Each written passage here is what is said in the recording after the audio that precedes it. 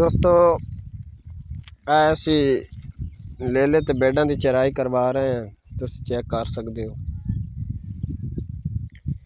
अच्छा, दो त्रै चीज़ों का ख्याल रखना है कि अजकल ना गंदम आई हुई है, तो गंदम की जड़ी है ना, तुहानू आप पता है भी कितनी खतरनाक है बेडां वास्ते, बकरियां वास्ते।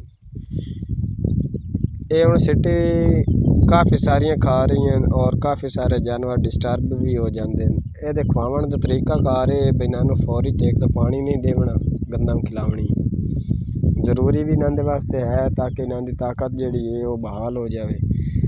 लेकिन ज़्यादा ही ना खिलाओ तो बार बार पानी भी नहीं पिलावना। अगर तुहाडे जानवर नूं अफारा हुंदा है या तुहाडा जानवर बंद हो जाता है, उहदे वास्ते सरसों दा आयल आधा कप, 2 कप लस्सी या दही, विच अद्धी चम्मच मिठे सोडे दी ते अद्धी चम्मच या नमक दी पा लो। वो अपने जानवर नूं देवो, एक खुराक देवो। अगर उहदे नाल जानवर तुहाडा सही हुंदा है तो ठीक है, वरना दोबारा फिर ये तरीका आजमाओ। ते गंदम खिलावन नाल पानी नहीं देना बार बार, उहदे नाल जानवर दा मैदा जिहड़ा है डिस्टर्ब हो जाता है और जानवर नूं काफ़ी सारी मुश्किलात का सामना करना पैंदा। ते उहदी खुराक ते खास तवज्जो करो।